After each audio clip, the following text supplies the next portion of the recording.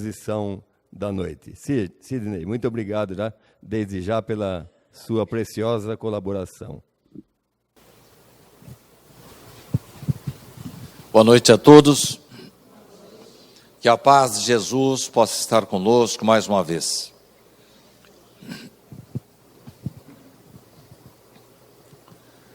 Sabeis por que às vezes vaga tristeza se apodera dos vossos corações e vos leva a considerar amarga vida? É que vosso espírito, aspirando à felicidade e à liberdade, esgota-se no corpo que lhe serve de prisão, em vãos esforços para sair dele. Reconhecendo inúteis esses esforços, cai no desânimo. E como o corpo sofre a influência da alma e das emoções, toma-vos a lassidão, o abatimento, uma espécie de apatia, e vos julgais infelizes. Assim começou esta página, recebida na época de Allan Kardec, na cidade de Bordeaux, assinada por François de Geneve. Como vencer a depressão? Como vencer a solidão? Como nos protegermos de irmãos infelizes? Como voltar a ter alegria pela vida? A depressão existe desde tempos imemoriais. Ela tem vários nomes. Ela é chamada de melancolia, doença do baço, crise existencial, distimia, sazonalidade, bipolaridade. Em O Livro dos Espíritos, na questão 469, Allan Kardec nos traz, na resposta à sua indagação, uma espécie de lenitivo para muitos dos nossos problemas. Vão notar, os caros irmãos, que a pergunta não tem relação específica, direta com o tema desta noite. Mas notem bem a resposta. Por que motivo ou como podemos neutralizar a influência dos maus espíritos? Responde os mentores, uma resposta longa que eu gostaria que vocês vissem em casa, mas cujo início sintetiza a ideia que queremos passar nessa noite. Praticando o bem e colocando em Deus toda a vossa confiança. O tema depressão foi tratado por Hipócrates, ainda na antiga Grécia. Ele achava que era uma substância secretada pelo baço, uma substância negra. Daí, ele dizer que a substância negra, que em grego seria melanos, e a secreção seria uma espécie de bilis, colis, melanos, colis, melancolia. Quero lhes trazer, antes de entrar no assunto propriamente dito, uma história que eu retirei de um livro de Dale Carnegie, cujo livro mais famoso é Como Fazer Amigos e Influenciar Pessoas, mas este também não deixa de ter a sua importância. Como evitar preocupações e começar a viver. Ele nos traz a história da senhora Moon, que tinha bastas razões para estar melancólica. Vivia maravilhosamente bem com seu marido, quando, por um motivo qualquer, sofreu um problema e faleceu. A partir dali, a vida perdeu sentido para a senhora Moon. Ela, que havia vivido vários anos matrimoniais felizes, e o óbito aconteceu em dezembro, a partir dali, o Natal para ela tornou-se um símbolo de tristeza, a ponto de as pessoas chamarem-na para as festas natalinas, e ela, com estado emocional abalado, mesmo depois de quase um ano do seu falecimento, ela delicadamente se esquivava de todos os convites, sentia que ia ser um balde de água fria, iria estragar as festas natalinas, onde impera a felicidade, a alegria, a descontração. Na véspera de Natal, ela resolveu fazer uma caminhada, como aquelas que ela fazia sempre com o marido. Mas ela estava naquele dia triste, oprimida, melancólica. Saiu sem destino algum, apenas queria andar para algum lugar. Para cada canto onde ela passava, lembrava-se, avultavam-se as doces recordações dos anos felizes que havia passado ao lado do seu querido esposo. Eis que as lágrimas começaram a rolar, e ela pegou o primeiro ônibus que encontrou, sem destino. E durante a jornada, ela chorou muito, e surpreendeu-se quando o motorista disse: última parada, minha senhora. Desceu do ônibus sem saber aonde estava. Assim que desceu, ouviu uma música natalina muito conhecida, muito interpretada nos Estados Unidos e aqui no Brasil, Noite Silenciosa. Uma organista estava tocando esta música. Sem que a sua presença fosse notada, viu que o interior da igreja estava alegremente enfeitado com os adereços de Natal. E ela, em dado momento, sem ter comido qualquer coisa até aquele momento, sentiu o corpo cansado, os olhos chumbados e adormeceu. Acordou com 2 olhares curiosos de 2 crianças. E ela, assustada, perguntou: quem são vocês? Aonde estão seus pais? Nós não temos pais. Aonde vão passar o Natal? Não vamos passar em lugar nenhum, porque o abrigo em que moramos simplesmente nos deixa andar durante o dia e vamos dormir à noite lá. E então ela se predispôs a levar as crianças para mostrar a árvore de Natal que estava no centro da praça. Levou-os para comer um refrigerante, um lanche, tomar um refrigerante, comprou-lhes doces e deu-lhes presentes. Estranho. As horas que ela passou ao lado daquelas crianças, em nenhum momento ela se sentiu nostálgica, melancólica, oprimida ou infeliz. Nem preciso lhes dizer que a partir daí, a senhora Moon praticamente adotou aquelas crianças e passou a exercitar aquela mesma atividade por todos os momentos que ela pudesse fazer. Ela havia encontrado a sua tábua de salvação. Descobriu, após esse acontecimento singelo, muito significativo, que quando ela deixou de pensar nos seus próprios problemas, tornou-se uma pessoa feliz.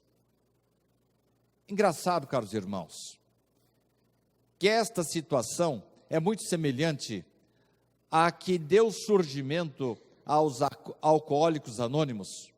Como surgiu? Um alcoólico que estava sentindo-se no fundo do poço, encontrou um companheiro de alcoolismo, mas que ele não conhecia, caído na sarjeta, ferido, machucado. Então ele pegou o irmão, como se fosse um irmão mesmo, o levou para sua casa, pensou suas feridas, deu-lhe de beber água pura e passou várias horas até que o irmão conseguisse se reabilitar. E engraçado que durante o tempo todo que ele estava ao lado desse irmão, em nenhum momento ele sentiu vontade de ingerir o álcool. Estava lançada a pedra fundamental dessa organização maravilhosa que percorre o mundo hoje, livrando as pessoas dos vícios das substâncias químicas. Classicamente, sabe-se que a depressão tem vários fatores, alguns físicos. Por exemplo, quando você faz uma cirurgia do coração, é quase certeza que você vai ter depressão no momento da sua reabilitação. O contrário também acontece. Além de o físico influenciar o emocional também provoca dores físicas, doenças físicas. Além disso, há os problemas psicossociais. Pessoas, por exemplo, que têm atritos, conflitos nos seus interrelacionamentos, divórcios, medo, desemprego, pressão por resultados, estresse, ansiedade, solidão, perda de entes queridos, levam à depressão. E a doutrina espírita agora encontra um outro fator que pode disparar essa doença emocional, que infelizmente há uma previsão que 2020 venha a se tornar a segunda maior causadora de mortes do mundo, perdendo apenas para as doenças cardíacas.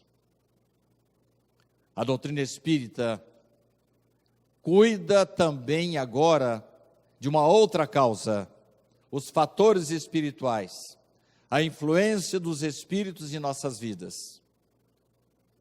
Na verdade, nós temos em Bauru, além dos passes normais, implantamos há algum tempo um trabalho chamado TDM, Tratamento da Depressão através do Magnetismo. E lá nós temos contato com pessoas em altos graus de depressão. E o primeiro fator fundamental para que a pessoa faça o tratamento é que ela não deixe o tratamento psicológico, psiquiátrico e os medicamentos que ela está tomando.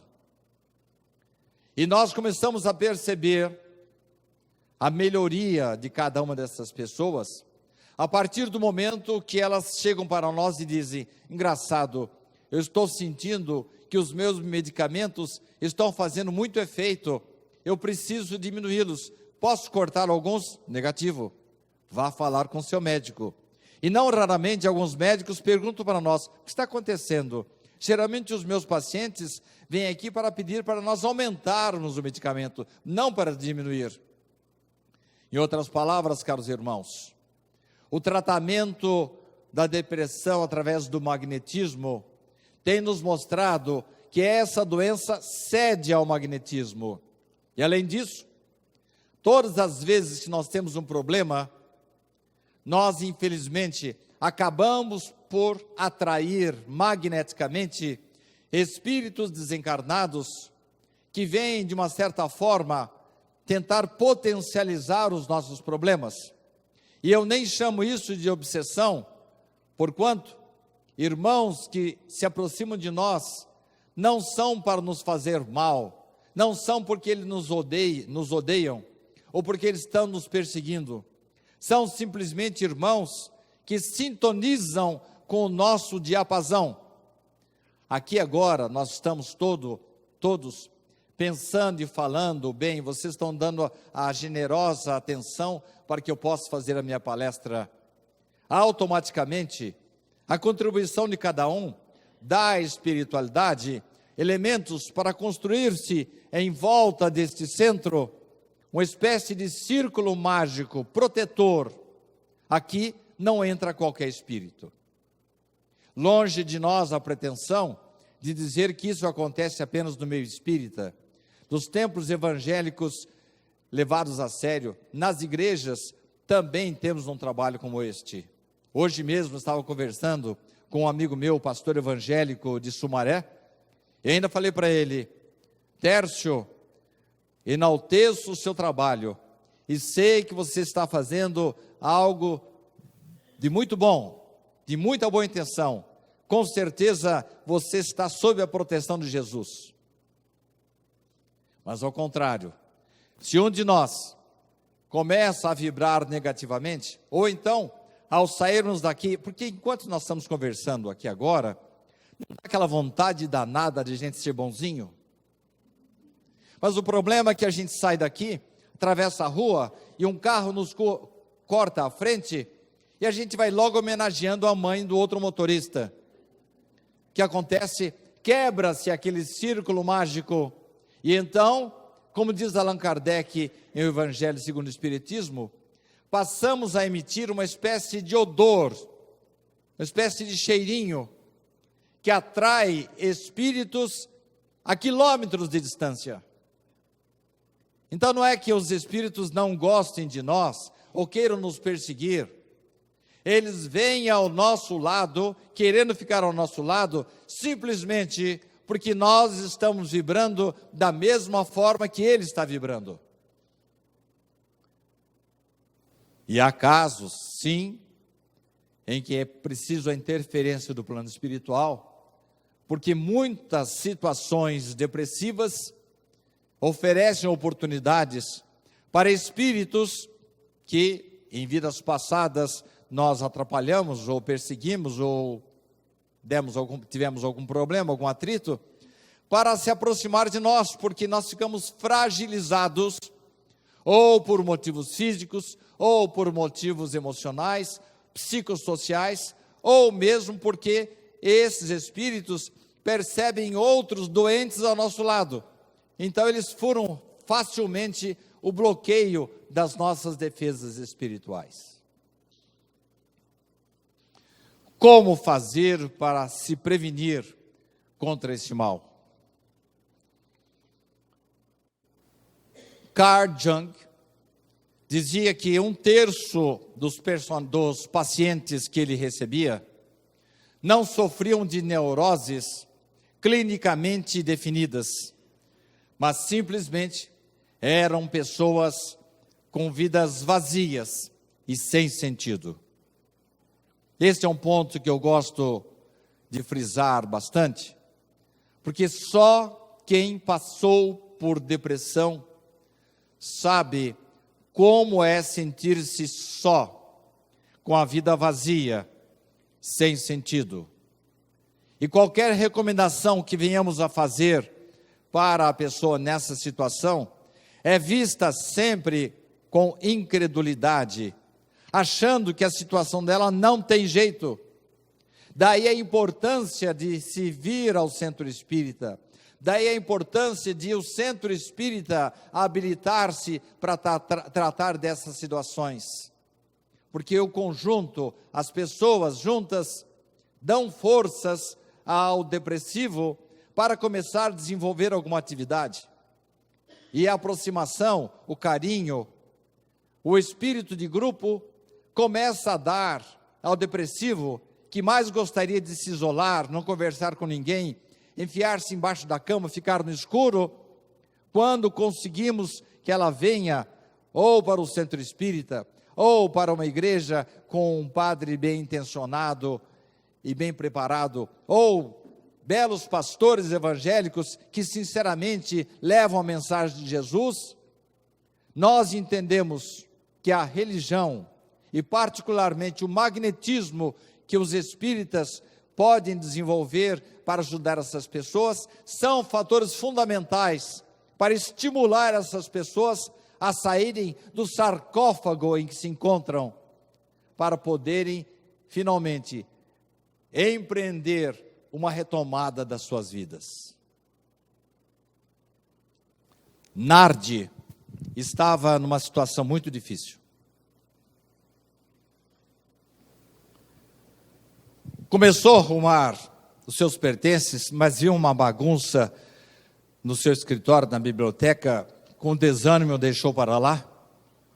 Ela precisava de ajuda com urgência, porque estava sentindo-se cada vez mais ansiosa, angustiada, e algumas ideias esquisitas começavam a girar na sua cabeça. Uma vez, Richard Simonetti estava em São Paulo, e uma senhora disse para ele: Richard, não é que eu queira morrer, eu quero apenas sumir. Eu quero me livrar desta situação difícil. Assim estava Nardi. Então, passando pelo seu escritório, ela viu de longe um livro, manuscrito, mas encadernado, uma capa muito bonita. Foi até ali, abriu e constatou que se tratava de um diário da sua tia-avó, Grace. Nardi convivera alguns tempos com Grace. Lembrava-se da sua maneira de ser, uma mulher jovial. O seu traço marcante era a alegria. Curiosa, Nardi abriu o diário. Surpreendida, percebeu que Grace havia tido um problema muito sério na sua vida e estava, no momento daquelas primeiras linhas do diário, numa situação análoga à de que Nardi estava sofrendo. É que ela estava prestes a casar-se com seu noivo amado. Ele sofreu um acidente e morreu. A partir dali, Nardi sentiu-se como se perdida, sem vontade de viver. E nós nos lembramos de algumas situações, caros irmãos, em que Allan Kardec descreve em o livro O Céu e o Inferno, a bobagem que algumas pessoas têm, a conclusão de que a partir do momento em que morre o ente querido, eu tenho que morrer também para me unir a ele, para me aproximar dele o mais rápido possível. E é exatamente o inverso que acontece. Kardec mostra, inclusive, numa comunicação na Sociedade Espírita de Paris, o momento em que uma mãe havia se suicidado por amor ao seu filho, querendo unir-se a ele. O filho estava ali, ainda atordoado com a morte, mas em franca recuperação. E ela, completamente aturdida, não via o seu filho. E iriam se passar muitos anos ainda para que ela pudesse ter a oportunidade de revê-lo, de reencontrá-lo.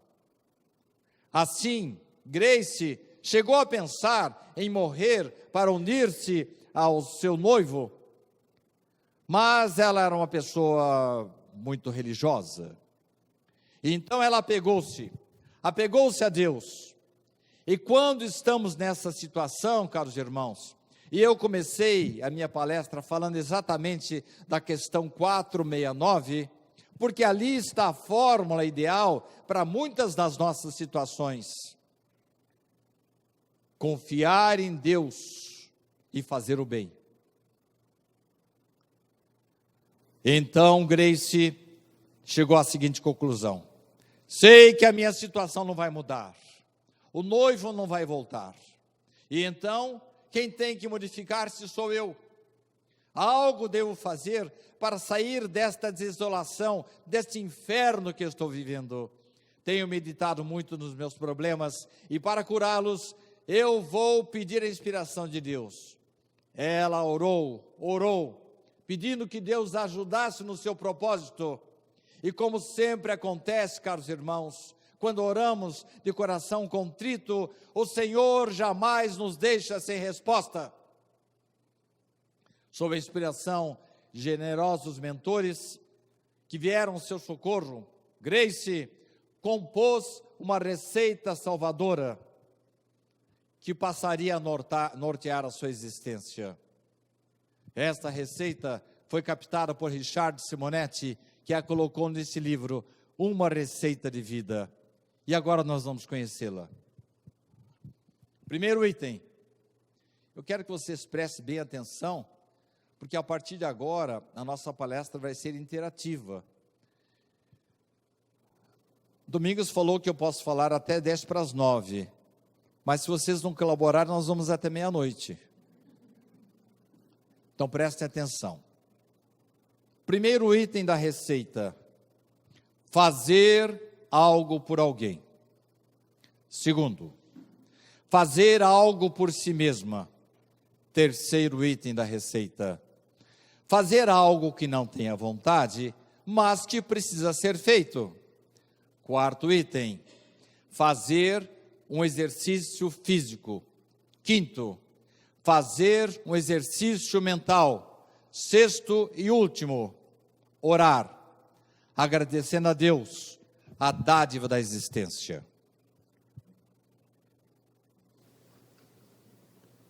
Primeiro item, qual que é mesmo, gente? Assim não vai dar, gente. Vamos organizar esse negócio. Eu vou falar assim, pausadamente, e vocês vão repetir comigo, ok? Fazer algo por alguém. Ensaiou? Vamos lá? Numa época em que a geleia de mocotó levantava até defunto, Grace foi comprar no açougue o mocotó e fez com muito carinho uma geleia para uma vizinha sua que estava doente. E ela foi até lá e a vizinha ficou muito feliz. E ela não ficou feliz só por causa da geleia, ficou feliz principalmente por causa da visita de Grace. Aquele valioso exercício de solidariedade que ela fez várias vezes depois, porque muita gente começou a pedir a geleia de mocotó dela, ao longo do dia, na sua própria casa, fez com que ela se sentisse muito bem. Não era apenas um remédio para o físico, era um remédio também para as almas. Segundo item da receita, qual que é, gente? Vamos lá. Fazer algo por si mesmo. Eu vou mudar para mesmo, porque nós temos homens e mulheres aqui. De novo, gente. Ela tinha um chapéu velho. Então ela trocou o feltro, colocou flores artificiais novas, limpou bem bonitinho e saiu toda feliz. O véu trocou e ficou assim muito bonito. E as pessoas elogiaram o seu trabalho e ela se sentiu assim muito elegante. Terceiro item. Isso mesmo. Vamos tentar organizar. Fazer algo que não tem vontade, mas precisa ser feito. Vamos lá? Mas lembram-se que a Nardi passou lá pelo seu escritório, estava aquela bagunça? Com o armário de roupas da Grace, estava a mesma coisa. Aliás, depois que eu comecei a fazer essa palestra, eu comecei a abrir a gaveta da minha escrivania e comecei a ficar com vergonha. Então, a primeira gaveta já está arrumada. Grace dispôs-se a arrumar o armário da roupa de cama, apanhou 3 dúzias de lençóis amarelados, lavou com muito vigor no tanque, depois deixou que eles coarassem. Aliás, até hoje eu não entendo por que minha avó lavava, estava limpinho, depois ela jogava em cima da grama. Depois que eu descobri que o sol tinha o condão de deixar os lençóis muito branquinhos. Coarar. Dobrou-os cuidadosamente, acrescentou alguns sachês perfumados de alfazema. Partiu para a quarta regra. Qual que é mesmo, gente? Fazer um exercício físico. Vamos lá? Ela morava num local um pouco distante da cidade. Então ela dispensou a charrete para ir até a cidade. E a partir daí, ela começou também a se aproximar de um grupo de senhoras que jogavam o cricket. É um jogo com uma espécie de martelo, com uma bolinha. Ela tem que passar por um círculo de arame. E ela ficou encantada. E engraçado que à medida que ela caminhava, que ela andava, fazia algum exercício físico, ela ia perdendo aquele peso que tinha dentro dela. E os neurologistas hoje explicam que os exercícios físicos nos produzem alguns hormônios chamados da felicidade. Isto é, ela trocou o peso interior pelo exercício físico. Quinta regra. Fazer uma ginástica mental. Vamos lá? Ela estava na época de Charles Dickens, esse escritor maravilhoso que mexia com as ideias, com as diferenças sociais. Passou a ler continuamente as obras, passou a admirar o trabalho de Charles Dickens. E ela praticamente integrou-se nesta corrente que Charles estava indicando nos seus livros. Começou pelo livro O Cavalo Negro, de Charles Dickens. Seus romances falam da miséria humana, da exploração de operários. Há poucos dias saiu uma estatística aqui no Brasil, que 20% da população brasileira está guardando 50%, ou quase 50% da riqueza brasileira. Na época de Charles Dickens era muito pior. Cerca de 5 a 10% da população tinha dinheiro, 90% passava fome. Sexto item, orar, agradecendo a Deus a dádiva da existência. Vamos lá? A dádiva.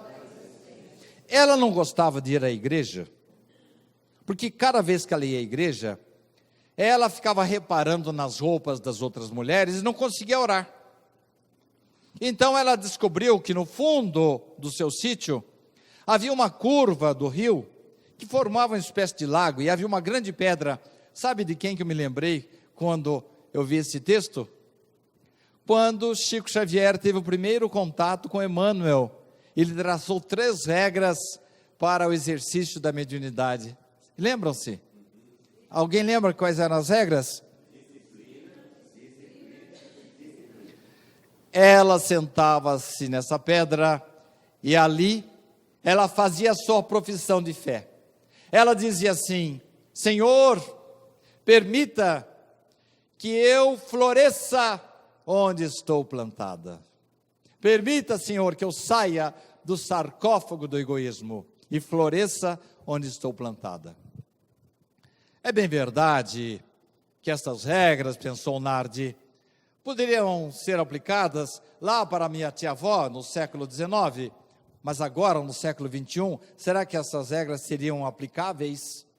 Ela deixou de lado o diário, mas a doença depressiva é como se fosse uma morsa.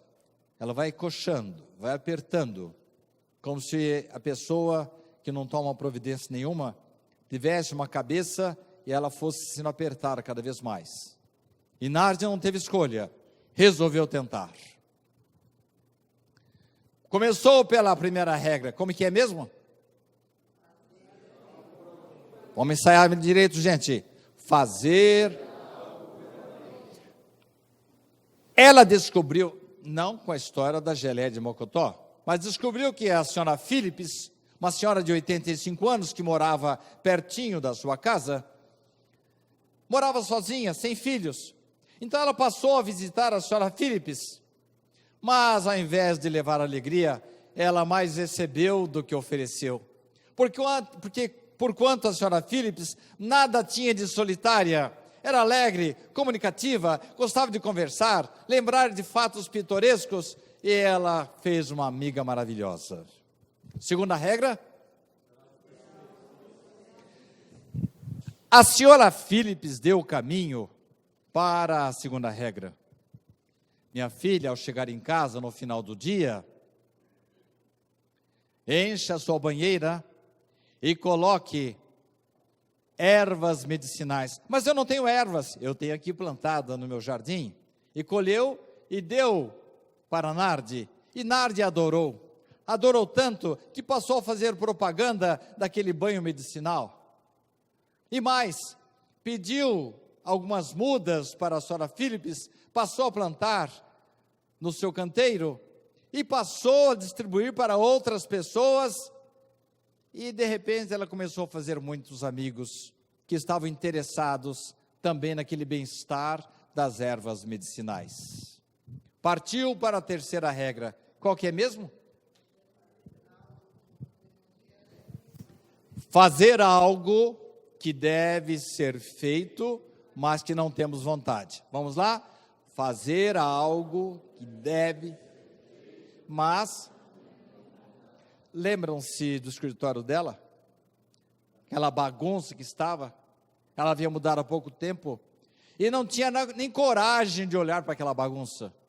Ela foi lá, desempacotou, limpou, ordenou, catalogou, e de repente ela tinha uma verdadeira biblioteca, uma espetacular biblioteca, com livros preciosos, que aquela cidade pequena não tinha. E de repente a senhora Phillips se incumbiu de dizer para as outras pessoas: vão lá pedir livros emprestados para a senhora Nardi. E ela, pacienciosamente, caridosamente, abriu a sua biblioteca particular para as pessoas da cidade. Nunca mais se sentiu só. Quarta regra: fazer. Ela não levava jeito para correr, mas a semelhança da tia Grace, resolveu fazer uma caminhada matinal. Aí ocorreu um milagre. Quando ela passou a fazer a caminhada matinal, ela encontrou um companheiro que começou a acompanhá-la, o marido. E de repente, além do exercício físico, que eles gostaram muito, e até substituíram a bebida da tarde, muito comum na Inglaterra, para uma outra pequena caminhada, reabilitou-se entre eles o gosto pela conversa. E um casal, quando deixa de conversar, deixa de se entender, é uma coisa muito triste. Aliás, um homem culto e inteligente apaixonou-se por uma mulher, e ao invés de fazer aquele pedido formal: você daria a honra de casar-se comigo? Ele disse assim: você gostaria de passar os próximos 40 anos conversando comigo? E eu lhes asseguro que esta regra é bem interessante, porque a partir do momento que eu comecei a caminhar de novo, a minha esposa passou a me acompanhar. Quinta regra: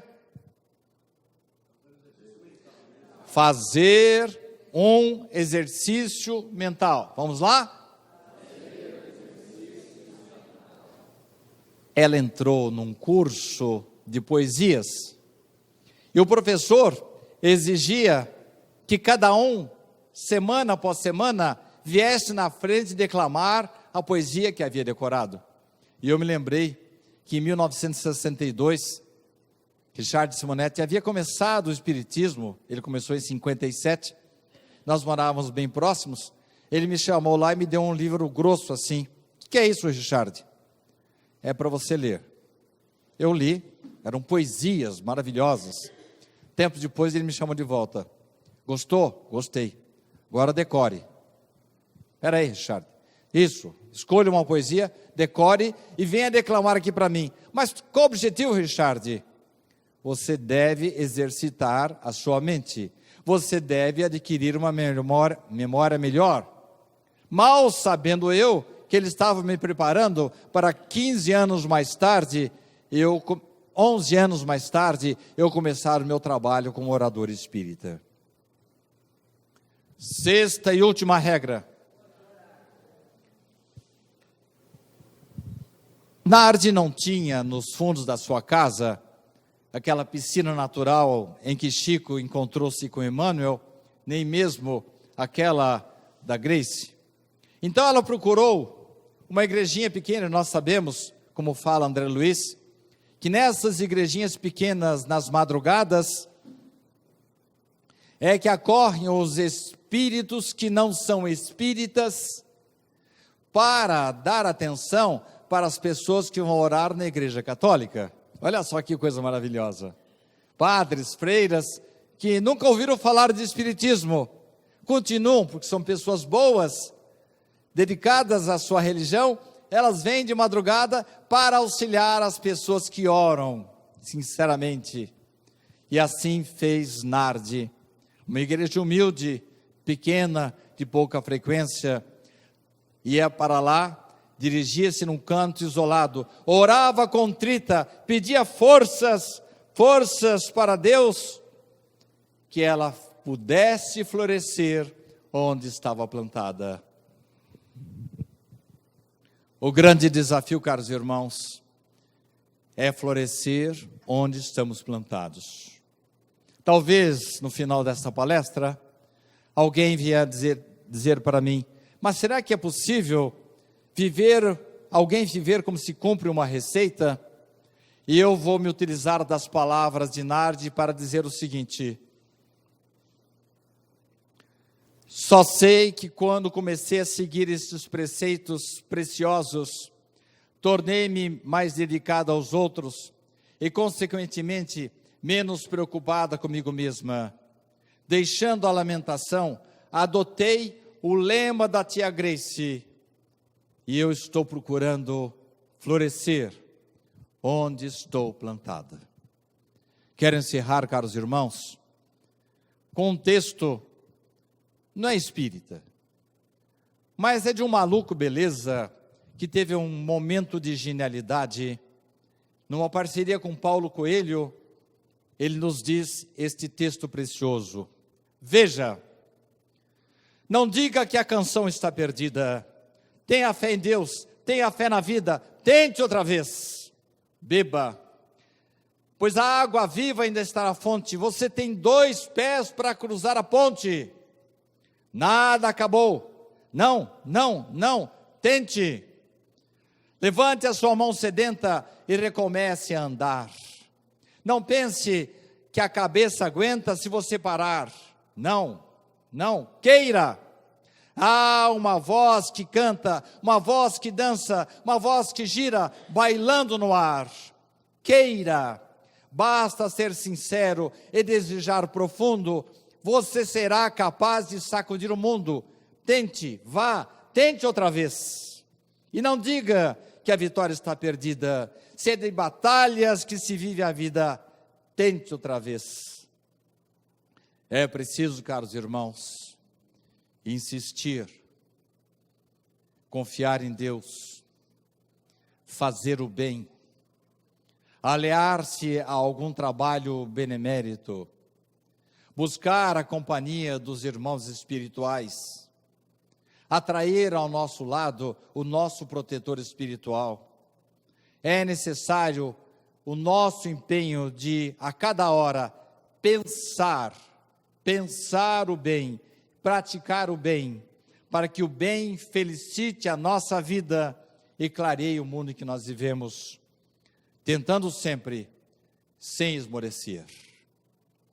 Quero agradecer a direção da casa por esta possibilidade de eu estar aqui nesta noite, este momento maravilhoso em que nós percebemos a presença de bons espíritos que estão aqui para nos ajudar, desde que abramos as nossas comportas espirituais, permitindo que eles nos transmitam aquele magnetismo a que me referi no começo, que vão nos dar forças para superarmos qualquer problema que surge em nossa vida.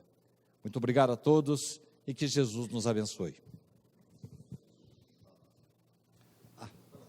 Você segura para mim? Por favor. Gente, eu estou lá embaixo, eu queria só falar rapidinho. Esse foi o meu primeiro livro, O Reencontro. É um livro de crônicas e histórias. Saiu em 2012. Em seguida, nós fizemos Em Sintonia com o Amor. Trata-se de um livro, um estudo em torno do Sermão da Montanha, baseado no Evangelho de Mateus. Em seguida, eu soltei 2 livros de autoajuda. Ser Feliz é uma Arte e Ser Feliz é uma Decisão. Todos eles, regras semelhantes a essa que eu lhes passei, que não são regras espíritas, mas ao mesmo tempo estão contidas na filosofia espírita. Este livro surgiu porque eu vinha de Presidente Prudente e ainda passo, na frente de 2 penitenciárias. E eu notei um grupo sempre constante para fazer visitas aos sentenciados. No primeiro ano, O sentenciado recebe visitas do amigo, do pai, do irmão, da esposa, da mãe, dos filhos, do vizinho. Depois de 5 anos de cadeia, ele recebe a visita da mãe, da esposa e alguns mais. Depois de 10 anos, quem que visita o preso? Só a mãe, com raras exceções. Este livro é dedicado à mãe. Depois eu comecei, este aqui é o livro de hoje. Eu me baseei totalmente nesta obra de Richard Simonetti, Uma Receita de Vida. Aí eu comecei com os romances. Esse é o Dr. Galton, restaurador de passados. É um médico que tornou-se reencarnacionista, não porque ele leu, mas sim porque ele começou, a exemplo de Brian Weiss, a ouvir dos seus pacientes relatos que ele confirmou de múltiplas vidas, vem para o Brasil e desenvolve um trabalho extraordinário para salvar um dos seus pacientes, Nicolas. Nicolas tem claustrofobia, tem problemas neurológicos, tem medo de dormir, está passando por um processo de obsessão, tem problemas emocionais. E Nicolas e Galton aproxima-se da doutrina espírita e consegue a ajuda de outros 2 médicos espíritas que complementam o seu trabalho para salvar Nicolas. Ele tinha uma grande tendência para o suicídio. Depois nós trouxemos Luzes em Paris. Quando eu escrevi este livro, eu tinha intenção de fazer uma história de amor do século XIX, mas, como diz Humberto Eco, quando você traça os perfis dos seus personagens, você perde o controle sobre eles. Sem querer me comparar com Humberto Eco, evidentemente, eu perdi o controle. E os meus personagens se aproximaram de Allan Kardec, se aproximaram do fenômeno espírita, e Kardec tornou-se um personagem do meu livro também. Depois, nós trouxemos Luzes no Brasil. Em 1965, o professor Herculano Pires passou aqui por Araraquara.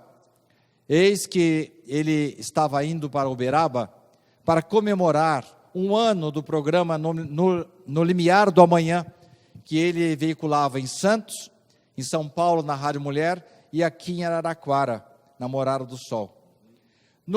Na entrevista que ficou assim famosa, Chico, em um determinado momento, falou: professor, muita gente me pergunta, onde é que estão aqueles baluartes que auxiliaram Kardec?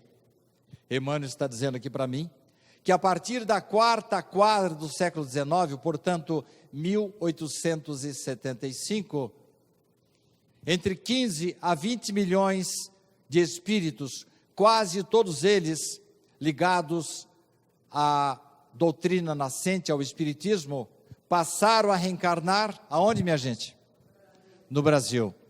Este livro é a história de uma das suas equipes. E o livro que estamos lançando hoje, que é uma coletânea de alguns casos que eu gostei muito na obra de André Luiz, dos 13 livros de André Luiz, Sob a Luz que Liberta. E eu acho que é uma história assim espetacular, de 2 irmãos que não se dão bem, até que a divindade diz: chega, e eles passam a sofrer as consequências dos seus atos. Obrigado, Domingos, pela oportunidade